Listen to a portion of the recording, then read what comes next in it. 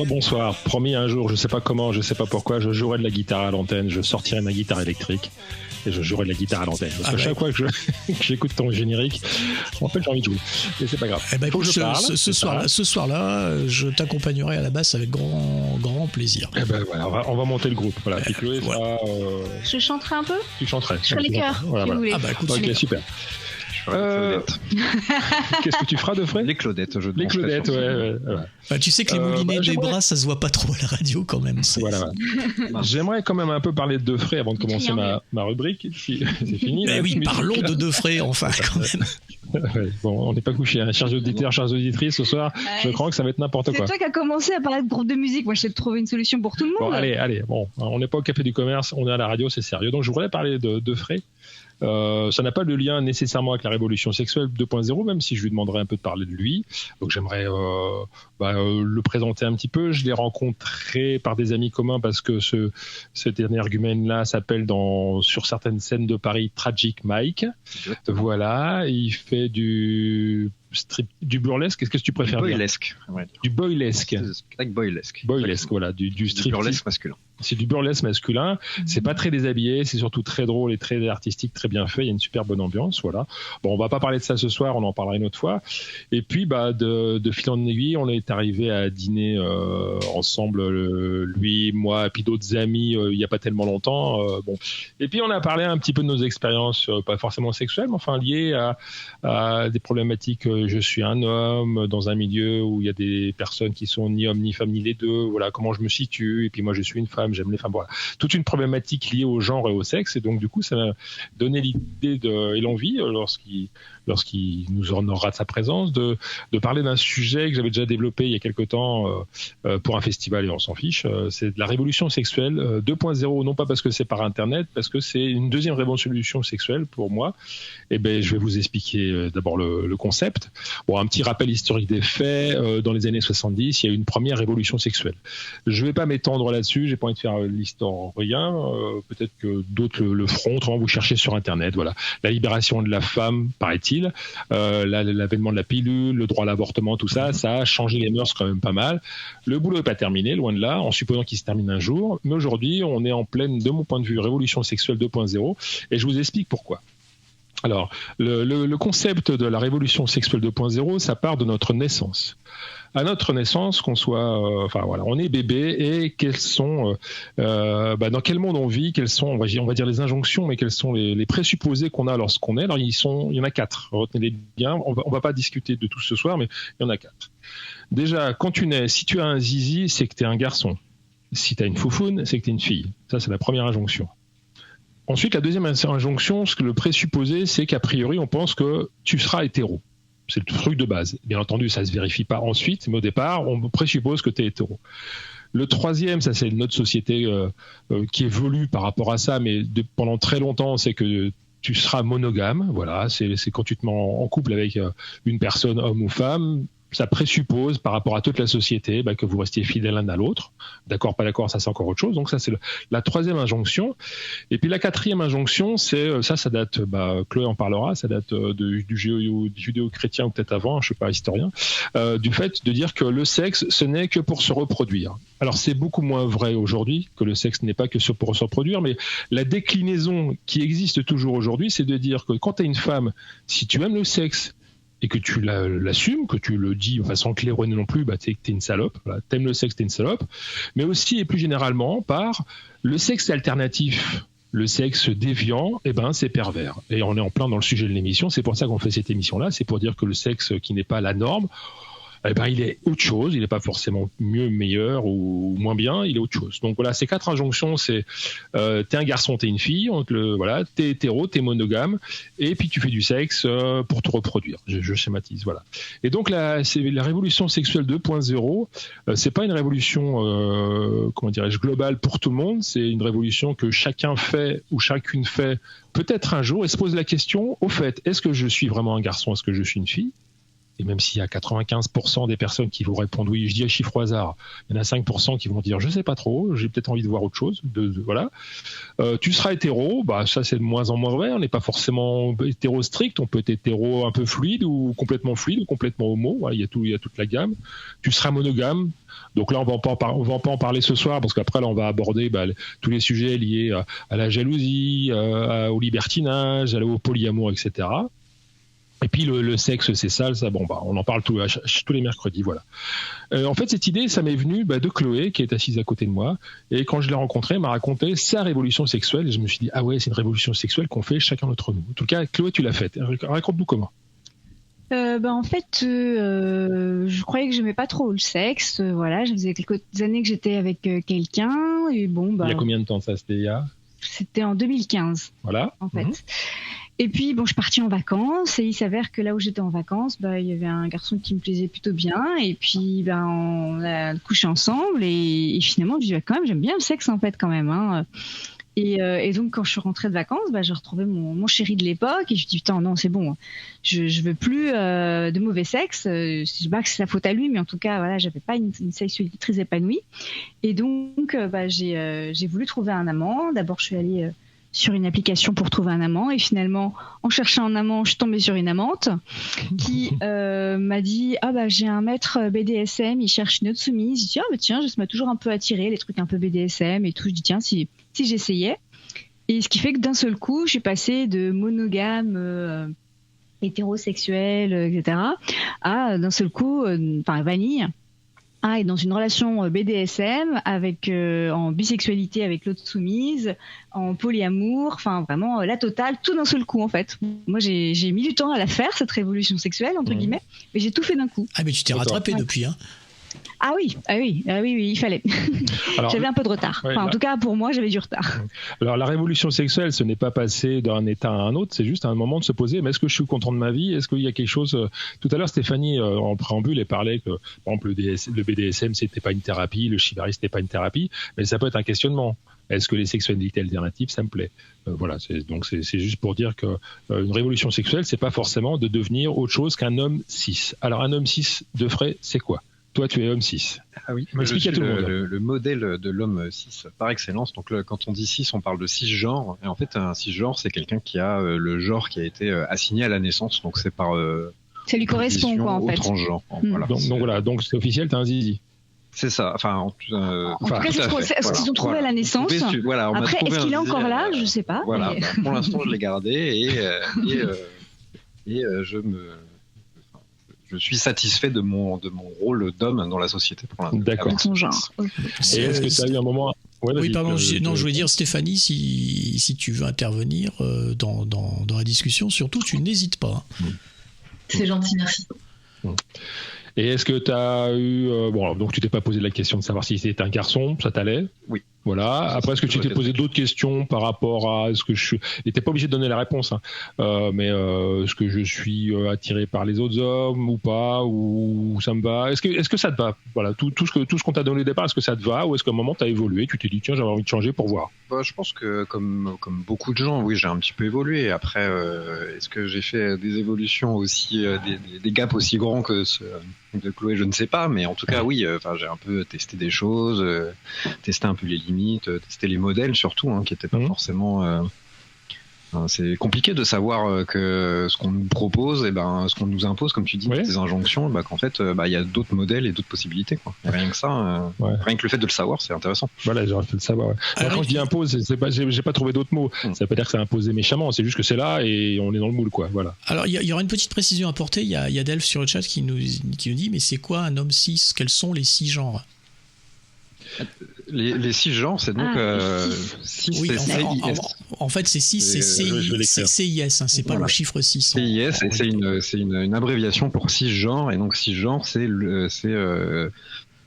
quelqu'un qui a le genre qui a été assigné à la naissance, et donc c'est en opposition aux transgenres, aux personnes transgenres. C'est-à-dire aux gens qui naissent femmes, mais qui se considèrent comme hommes. Moi, en tant que cisgenre, je suis né homme et je me considère homme, et une femme qui est née femme et se considère comme femme est aussi cisgenre. Voilà. C'est ça. Donc voilà, c'était pour préciser un peu pour les auditeurs. Justement, parce que c'est vrai que quelquefois on utilise des termes qui pour nous viennent tout naturellement, qu'on a l'habitude d'utiliser, mais c'est pas forcément toujours évident pour tout le monde. Et justement, cette émission, elle est aussi là pour expliquer tout ça. Donc voilà, merci pour ces précisions. Oui, donc il y aura un autre terme aussi tout à l'heure dont on parlera un petit peu, parce que j'ai pas envie qu'on parle que de ça, c'est le terme queer. On verra ça au moment venu, justement par rapport à ça. Je veux du donc queer. Si, en fin de compte, je veux du queer, non, ça c'est facile, c'est pas ça. On en parlera après. Donc voilà, la révolution sexuelle 2.0, donc c'est un questionnement personnel, et c'est vrai qu'aujourd'hui c'est grandement facilité. Donc tu avais raison, John, de dire par Internet, parce que c'est vrai qu'à par Internet, on voit qu'il y a plein de choses qui existent ailleurs.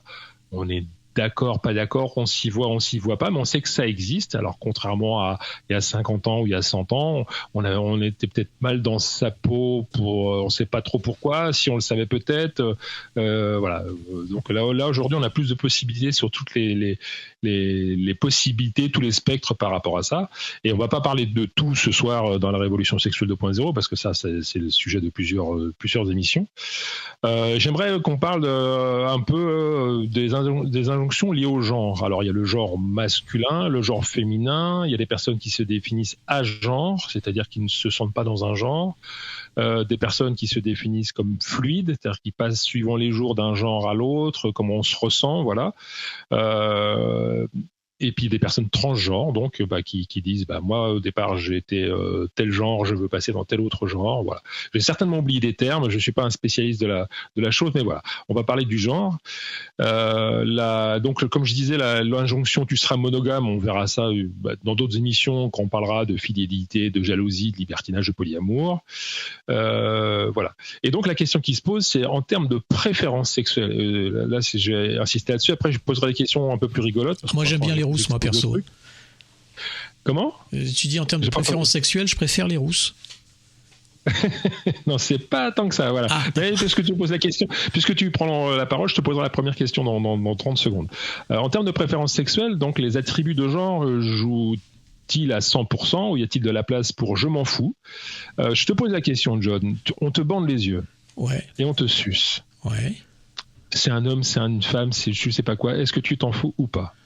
Alors, voilà, c'est une question auquel j'ai déjà eu à répondre, ça et tout, et ce qui me pose toujours problème, parce que étant personnellement cisgenre, il y a 300% hétéro, si je sais que c'est un homme qui me suce, psychologiquement, ça risque carrément de faire blocage, parce que c'est pas dans ma sexualité, c'est hors de ma sexualité, ça va au-delà de mes limites personnelles et tout. Maintenant, si je ne le sais pas, à partir du moment où je le sais pas, je risque peut-être de pas faire la différence, voire même il paraît que les hommes sucent même quelquefois mieux que les femmes, donc c'est ce qui se dit. Donc voilà. Donc on voit bien en fait. Voilà, donc en te posant cette question-là, je m'attendais à ce genre de réponse, ou pas d'ailleurs. On voit bien qu'en fin de compte, qu'il y a une pratique sexuelle, on ne sait pas qui c'est, si c'est un homme ou une femme. La pratique sexuelle, pourtant, c'est la même, c'est une bouche sur notre sexe. Enfin là, je parle pour les hommes, mais ça peut être la même chose pour les porteuses de vagin. C'est tout l'intérêt du gloriole, par exemple. Voilà, par exemple, et pourtant ça joue quelque part. Voilà, donc je n'ai pas de jugement par rapport à ça. Est-ce que c'est bien, est-ce que c'est mal ? Mais notre sexualité est aussi liée à notre genre, aux projections qu'on fait sur notre genre, masculin, féminin et tout, et aussi au genre de l'autre personne, si on fait de la sexualité à deux, masculin, féminin ou pas. Et il y a même des personnes que je connais, que j'ai pu fréquenter, qui sont attirées par des personnes qui ont changé de genre. Donc là, ça devient, une sexualité. La sexualité, j'ai pas de jugement, c'est le cerveau qui commande, donc on est attiré par une personne qui avant était un homme et maintenant est une femme, ou au contraire, alors qu'à la voir comme ça, c'est peut-être une femme ou c'est peut-être un homme vraiment qui ressemble 100%. Donc la sexualité, le genre, c'est complètement interpénétré, et c'est difficile de parler l'un sans l'autre. On a des réactions sur le chat. On a Magda et Tim qui nous dit ça dépend également du contexte dans lequel ça se passe. Il faudrait qu'elle puisse préciser alors après. Contexte, est-ce que c'est peut-être qu'il joue à plusieurs en fait, parce que je vois que les personnes qui ont écrit, ça a l'air d'être un couple, donc peut-être que dans des jeux libertins, ça peut ça peut pris dans oui, par exemple sur du mélangisme, sur des multipartenaires. D'accord, je comprends. Ouais, en fait, là, je vais raconter une expérience personnelle. C'est en fait, moi, c'est vrai que j'aime bien les hommes aussi, j'aime bien les belles bites à sucer, et pas que, etc. C'est qu'à le dire. Mais non, mais les bites des autres. Pas que. Pas que. Ah oui, pas que. Ok, d'accord. Et c'est vrai que le fait de savoir qu'il y a une femme à côté, ça aurait tendance à me stimuler plus, à m'exciter plus. Alors après, je vais pas analyser le contenu de mon cerveau. Voilà, donc effectivement, homme, femme, je suis avec un homme et il y a une femme à côté. C'est pas la même chose si elle est pas là. Enfin bon, etc., etc. Voilà. Une autre question, je vais demander à Defray. Après, t'es pas obligé de répondre. Voilà. Tu manges de la nourriture avec la bouche. La nourriture, elle est sur un corps nu. Masculin. C'est ok pour toi ou pas? Ou tu préfères féminin? À choisir. Allez, on va faire comme ça. Alors à choisir. Voilà, à choisir. Je préférerais féminin, mais si c'est de la bonne nourriture, c'est pas un corps nu masculin qui va me déranger. Carrément. On va pas gâcher. Gâcher. Voilà, si c'est bon. Et si en plus le corps est joli, encore moins gâché. Ah, parce qu'un corps d'homme masculin, c'est joli. Je trouve qu'il y a des très beaux corps d'hommes masculins. D'accord. Okay. Moi, là, je confirme. J'ai vu encore récemment des très très belles photos de modèles shibaristes masculins. Le corps était vraiment fabuleusement mis en valeur par le travail de l'encordeur. Et il y a des beaux corps. Il y a des beaux corps masculins et tout. Malheureusement, c'est quand même plus rare que d'avoir des beaux corps de femmes. Mais après, je sais pas. D'accord.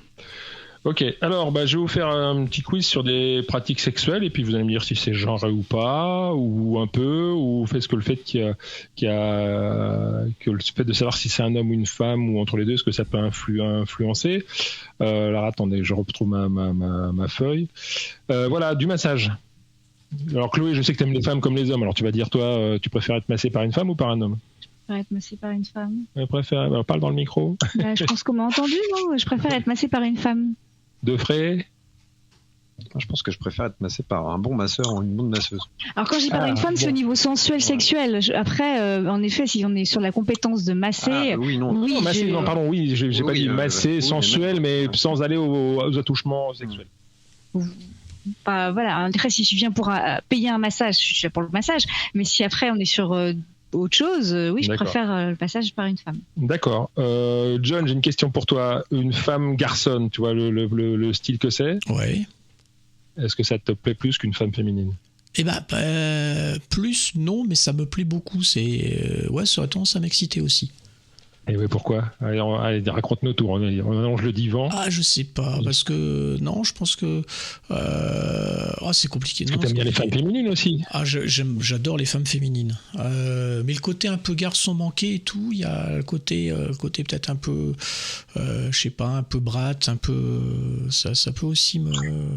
Et justement, je pense que les cheveux courts amènent un petit peu ce côté. Et puis les cheveux courts ont aussi un énorme avantage, c'est que c'est dommage, mais mesdames, si vous écoutez, vous avez très souvent de si jolies nuques que c'est quelquefois avec des cheveux courts, ça permet de mettre les nuques en valeur. Et moi, c'est un endroit qui m'excite beaucoup, la nuque d'une femme. Voilà. C'est pour ça qu'on la cache.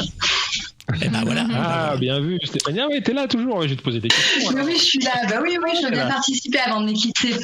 Mais John, on dit pas un garçon manqué, on dit une fille réussie. Attention. Oui, c'est vrai. Pas mal. Bien vu, effectivement. Écoute, Stéphanie, c'est pour toi. Un homme sensible et délicat, donc antiviril, ça te branche? Ça dépend pour quoi faire. Pour faire de la sensualité, sexualité. Après, tu vas aller jusqu'où tu veux, mais voilà. Est-ce que ça t'attire?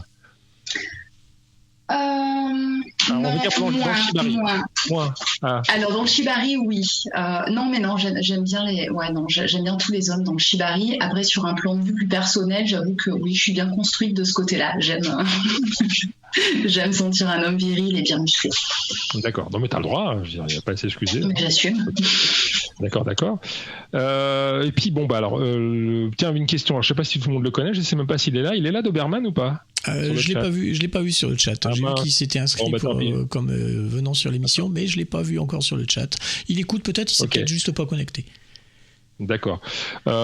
J'ai posé la question de John parce que tu le connais bien. Doberman, donc c'est donc tu vas t'écrire qui c'est, mais je vais te poser la question. Doberman avec les ongles vernis, c'est toujours Doberman ? Ça restera toujours Doberman. De toute façon, voilà, c'est pas parce que notre apparence, c'est pas parce que notre apparence physique peut être modifiée ou change qu'on est une autre personne en soi, qu'on a une autre mentalité ou autre. Je sais pas ce que tu penses. Ok, d'accord. D'accord. Et Doberman en Harley Quinn, tu vois qui c'est Harley Quinn ? Oui, Harley Quinn. Tout à fait. Harley Quinn, c'est toujours Doberman ? Là, ça va commencer à devenir plus compliqué, je crois. mais ceci dit, je pense qu'ils ont des points communs. Oui, parce qu'elle est quand même assez rentre dedans. C'est pour ça. Puis il faut pas Harley Quinn, il faut pas lui raconter à l'envers non plus. Et ça, je pense que c'est un trait commun qu'il y a avec notre ami Doberman. D'accord. Maintenant, je vais en revenir à Defray. Donc, on avait parlé lors de cette fameuse. C'était une raclette. Je dis pour tout le monde, c'était une raclette. Voilà. C'est important pour le contexte. Pas du tout. Oui, ça change tout. Ça change tout. Ouais. En fait, on avait parlé. Tu m'avais raconté une anecdote. En fait. De par tes activités et puis par tes amis peut-être, je ne sais pas, tu fréquentes ce qu'on appelle des milieux queer. Alors, je ne sais pas si tu as envie de te lancer dans la définition de queer. Ou ta définition, sur le cas, mis définition, et après je pose sur les questions. Pas trop, parce que c'est marrant, on a eu une discussion avec Jeanne justement sur ce que c'était que queer, et on n'avait pas le même avis. Voilà. D'accord. Alors moi je vais donner ma définition. Queer, au départ, ce sont des personnes qui ne sont pas d'accord, qui refusent, en fin de compte, toutes les étiquettes liées au genre, c'est-à-dire ça c'est du masculin, ça c'est du féminin. C'est des personnes qui disent moi je suis comme je suis, et puis je vais peut-être emprunter des choses au masculin, des choses au féminin, soit dans ma façon de m'habiller, soit dans ma gestuelle. Je vais peut-être marcher, peut-être que je suis taillé comme un rugbyman, mais je vais peut-être marcher avec les bras en dehors, comme si je portais un sac à main, et je m'en fous. Voilà. Donc ça, moi, c'est ma définition de ce que j'ai pu voir. Je suis pas dans le queer. Avant de te parler de l'anecdote de Frey, je vais revenir à Chloé, justement. Oui. Je voudrais demander, est-ce que tu te sens queer, toi ? Non. Parce que t'es femme cis ou pas ? Parce que queer, c'est si on refuse des étiquettes. Alors, dis-moi. Non, mais en fait, moi, je suis très bien avec. Je m'identifie en tant que femme. Je suis très bien avec mon étiquette de femme. Et c'est pas parce que je suis femme que ça m'empêche de faire des choses qui sont pas considérées traditionnellement comme féminin. En fait, moi, je me suis beaucoup posé de questions.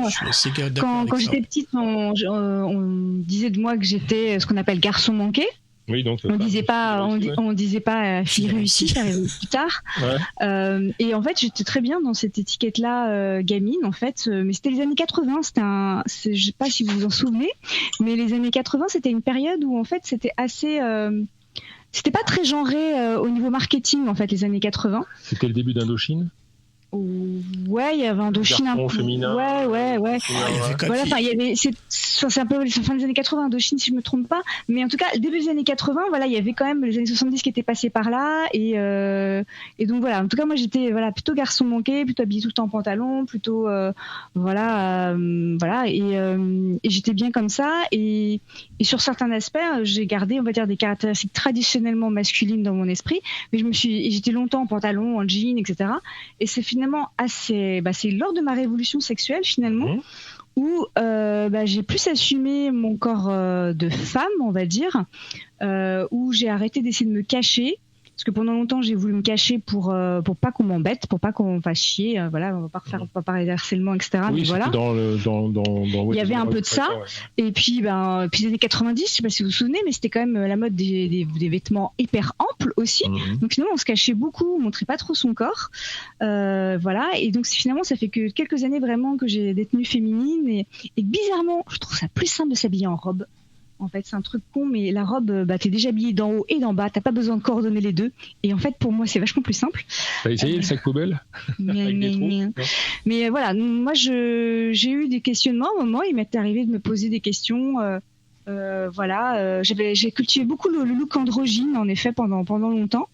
Et depuis ma révolution sexuelle, au contraire, je suis à fond dans la féminité, mais sans maquillage. Ah, puis il y avait que j'ai pas été dedans en fait. Puis il y avait des vraies icônes. Il y a des vraies icônes en plus, comme ça. Je pense par exemple à une femme qui m'a fait fantasmer à l'époque. C'était des personnes comme Annie Lennox avec des coupes et vraiment des mix, Oui, non, mais en plus avec une affirmation de genre et tout qui était peut-être déjà un peu en avance sur son temps, mais on était déjà sur le début de cette révolution dont tu parles. On a quelques réactions également sur le chat. Alors déjà dire bonsoir à Fredo qui vient de nous rejoindre, et puis Alana qui nous dit moi je pense que le physique c'est autre chose que le mental, même si on est coupé avec une coupe dite garçon, on peut être tout aussi sexy, et l'inverse est vrai aussi. Et puis Delph qui nous dit elle est une femme plutôt féminine, mais qui a des goûts, mais avec des goûts de mec, et elle pense comme un mec, même pour le boulot, elle fait des boulots de mec, ce qu'appelle elle des boulots de mec. Donc voilà. D'accord. Je vais en venir à Defray, donc vas-y, raconte-nous. Tu te posais des questions à un moment de par tes activités, tu fréquentais le milieu queer, et vas-y, je te laisse continuer. Tu veux qu'on reparle de mon expérience, de ma conversation raclette sur ma légitimité dans le milieu, parce que justement, moi je faisais partie. J'ai fait beaucoup partie d'un milieu boylesque, donc du burlesque masculin, qui était très militant, un peu par nature, parce que c'est en tant qu'homme dans le burlesque, on est très vite soit associé au Chippendale, alors que c'est très différent le burlesque, soit très vite associé au milieu drag queen, qui a aussi une visibilité de plus en plus grande en ce moment et qui est très chouette. Et à vrai dire, dans notre troupe, il y a aussi des drag queens. Il y a aussi des drag queens. Et en fait, pour beaucoup, c'est des gens qui ont justement eu des difficultés dans leur construction sur leur identité, dans leur vie de genre, leur identité sexuelle. Ouais. Soit des gens qui sont soit drag queen, soit homosexuels, soit les deux. Et c'est pas forcément toujours facile dans leur société. Donc c'est des gens qui avaient des messages, des anecdotes de vie ou des constructions de vie très complexes. Il y avait de l'enjeu. Il y avait de l'enjeu, et donc ils utilisaient le spectacle et l'expression corporelle et le burlesque pour manifester et pour exprimer tout ça. Et moi j'étais là au milieu justement, donc toujours cis-het comme on dit, donc cisgenre et hétéro, donc vraiment dans les cases blanc, dans mon petit milieu de cadre supérieur. Enfin vraiment j'étais toutes les cases de l'homme normal par excellence. Oppressant donc. Oppressant, tout à fait. Ouais. Et dans un milieu par contre très militant de gens qui ont été justement oppressés et qui avaient la envie de sortir tout ça via le spectacle, et moi j'étais là. Et donc à cause de ça, je me sentais pas du tout légitime. Je me disais mais qu'est-ce que je fais là, j'ai rien à dire. Ces gens-là, ils ont vraiment leur vie. Leur vie en dépend, leur vie se joue là-dedans, et moi j'ai un peu rien, je suis juste là à me mettre en slip au milieu, je comprends pas trop qu'est-ce que je fais là, quoi. Et donc c'était, j'appréciais beaucoup les gens et le spectacle, mais c'est vrai que je me demandais un peu ce que je foutais là. Mais t'avais pas de mauvaises remarques ou si? Personne. Au contraire, c'est juste toi dans ta tête. C'était vraiment très personnel. C'était quelle était ma légitimité dans ce milieu, dans ce militantisme auquel moi je comprenais les causes, mais j'avais rien à revendiquer. Ouais. Par contre, donc j'en ai parlé à beaucoup d'amis qui m'ont dit oui, mais non, mais tu comprends, au contraire, c'est important parce que justement, dans un milieu militant, les alliés, donc ça veut dire que les gens qui ne sont pas oppressés directement, mais qui peuvent même faire partie des oppresseurs, mais qui se rendent compte que le problème existe et soutiennent la cause. Donc on parle beaucoup d'alliés dans le milieu féminisme, particulièrement les hommes dans les milieux féministes sont pas féministes, c'est des alliés. Et on me dit donc du coup c'est important. Et puis dans le spectacle, quand les filles ou les amis ramènent leurs copains qui justement est comme toi, rentrent dans toutes les cases, tu leur montres que eux aussi, via toi, tu peux agir là-dessus. Je dis oui, c'est vrai, je comprends. Je comprenais ce truc de modèle, mais là encore, c'était pas du tout mon objectif. Je m'en foutais d'être un modèle, une caution. Voilà, je voulais pas être la caution, je voulais pas être le quota cisgenre hétéro du milieu militant. Et il y a un moment, j'ai discuté avec une amie qui aurait dû être là, qui aurait dû être là ce soir malheureusement, mais qui a eu un impératif de boulot. Et donc je me souviens très bien de cette conversation. On a cette discussion dans un bar et je lui fais tout ça à me plaindre de j'ai pas de chance, je fais un truc trop bien, mais en même temps je ne connais pas ma légitimité, blablabla. Elle était en pleine interrogation sur l'écologie. Et en gros, elle m'a répondu, mais écoute, tes petits trucs de est-ce que t'es bien dans ton burlesque, moi j'en ai rien à foutre, la planète elle est en train de crever et tout le monde s'en fout. Et ça m'a fait un choc. Et en fait, bizarrement, cet argument m'a beaucoup plus touché et beaucoup plus marqué que d'essayer de me donner ma légitimité. Elle m'a dit, en fait, on s'en branle. On s'en branle. C'est pas important ce que tu nous dis. Si t'apprécies ton truc, écoute, fais-le et arrête de te casser la tête à te demander si t'as raison de le faire ou pas. Et finalement, cet argument m'a beaucoup plus fait avancer. Donc, ok, je sais toujours pas si je suis légitime, mais en tout cas, j'apprécie mon truc et du coup, j'y suis allé. Et puis tu gênes personne, visiblement. Et je gêne personne et tout le monde s'en fout. La seule personne qui se pose la question de ma légitimité, c'était moi. Et en fait, elle est pas si importante que ça, cette question-là. Elle peut l'être pour d'autres gens, mais au final, j'ai réalisé qu'elle n'était pas si importante et c'est grâce à ça que j'ai pu avancer et justement accepter ma légitimité parce qu'en fait j'ai juste arrêté de me poser la question. D'accord. Et donc moi c'est pour ça que je t'ai demandé de venir de frais parce que moi je fréquente pas spécialement les milieux queer, même si supposons qu'il y a un milieu, moi j'aime pas cette notion de milieu d'un côté de l'autre, il y aurait pas de porosité, la preuve en est, tant c'est la preuve de frais qu'il y a des porosités que moi aussi dans mes activités il m'arrive de rencontrer des personnes qui se définissent ni homme ni femme et je les vois ni homme ni femme et puis on s'en fout, on s'en branle comme tu dis, voilà. Mais je trouvais ça bien en fin de compte j'aime bien ce sorte de militantisme qui est je suis là où je suis comme je suis et je montre l'exemple d'être que je suis, voilà, sans vouloir me dire je suis pas à ma place. Alors bien entendu après il peut y avoir des rejets, ça c'est comme dans toutes les communautés quel que soit le truc, il peut y avoir des rejets de l'ennemi homme blanc, en tout cas dans ce cas-là c'est homme blanc et cis hétéro en plus cadre supérieur qui gagne bien sa vie, la totale comme tu dis, puis moi ça peut m'arriver aussi dans le truc. Mais en fait je trouve que c'est pour ça que moi ça m'intéresse ce sujet-là. Je trouve que le débat il existe aujourd'hui, il y a MeToo, il y a plein d'autres choses, mais j'espère en tout cas qu'un jour il ne sera plus là, que dans 5 ans, dans 10 ans, dans 20 ans on se foutra de savoir le genre de la personne. Par contre après on parlera de sexualité, on dira son corps m'attire, ça fait appel à des caractéristiques féminines ou masculines que j'ai définies qui me plaisent ou qui me plaisent pas, ou son esprit m'attire et j'y vais, et voilà, je vais voir par ça. Tu avais autre chose à ajouter par rapport à cette expérience? Donc depuis tu vis bien Depuis je le vis très bien effectivement. D'accord. On parlait du masculin, du féminin, donc je vais passer à l'odeur. Est-ce qu'il y a des odeurs masculines et féminines pour toi? L'odeur corporelle. Non, moi je genrerais pas beaucoup ça. Tu genrerais pas beaucoup. Il y a des bonnes et des mauvaises odeurs. On va pas refaire le sketch des inconnus sur le bon et le mauvais chasseur, mais il y a des odeurs qui peuvent m'attirer vraiment, qui peuvent m'émoustiller et qui sont. Après, je l'associe en tant que plus hétéro en tant que hétéro, on va dire curieux, je suis plus attiré par des odeurs féminines, des odeurs de femmes que par des odeurs d'hommes. Donc tu arrives à reconnaître des odeurs de femmes. Alors, je parle pas forcément des odeurs de mouille ou de sperme, mais voilà, en fait c'est l'odeur des femmes et pas des odeurs féminines. D'accord. Je me rends compte. D'accord. Quand tu vas, est-ce que tu te mets du parfum? Quand il m'en reste. Et quand on achète, tu demandes un parfum pour homme ou pour femme, ou alors comment ça se passe? Alors justement, j'ai toute une théorie là-dessus parce que je n'aime pas du tout les odeurs de parfum ou de déo qui sont vendus pour hommes là. Parce que les trucs à base de muscles ou machin, moi j'ai pas envie d'avoir des morceaux de couilles de taureau ou du bois de plantal sur les aisselles. C'est bon, j'ai le droit d'avoir de la vanille de Madagascar ou de la grenade des Açores si j'ai envie quoi. Et moi je préfère largement ces odeurs florales et légères pour ma propre pour moi. Après c'est pas forcément que je dis que j'aime pas ces odeurs chez les autres gens, mais en tout cas pour moi je préfère largement les déos qui sont soi-disant prétendus pour vendus pour les femmes.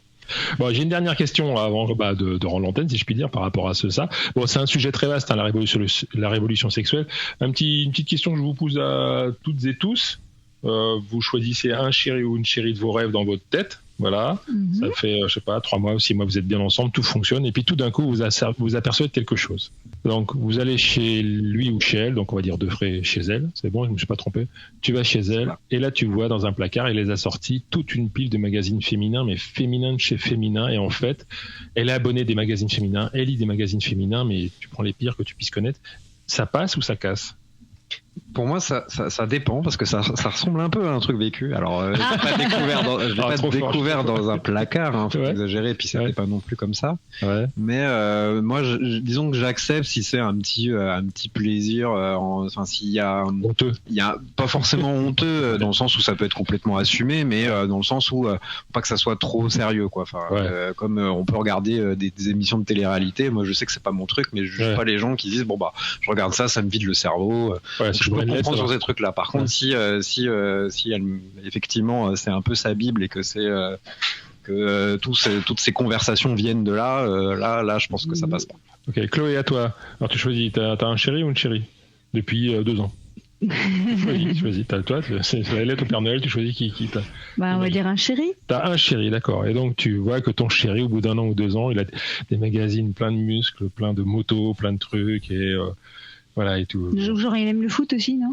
C'est pas la même chose. Ça, c'est du perso. Et je regarde pas du foot souvent. Ce soir, il y a du foot que je regarde pas, je vous ferai dire. Bon, allez. Le don de soi, c'est beau. Après, ça dépend. Non, je parle à fond. Hein. Ouais, ça dépend comment il peut être à fond dans son truc. Hein. C'est sa passion. Après, je vais pas juger sa passion. Eh bien, Chloé, ça tombe bien parce que voilà, justement, j'ai un truc à te dire. Derrière le rideau. Voilà, on ouvre le rideau et une moto. Non, pas vraiment, non. Non, mais en fait, moi, je respecte les loisirs des uns et des autres tant que la personne ne devient pas. Enfin, moi, ce qui serait rebutant pour moi, c'est quelqu'un qui serait sexiste ou raciste ou tous ces homophobe ou des choses comme ça. S'il a le droit je connais quelqu'un qui aime bien le foot, c'est son seul défaut et voilà. Aimer à fond. Après, je sais pas, ça dépend. Si j'avais l'écharpe du PSG, que j'allais voir tous les matchs. Mais t'as le droit d'avoir l'écharpe du PSG, d'aller voir tous les matchs en fait. Je suis trop bien. Donc après, ça dépend. Si on gagne, si on perd.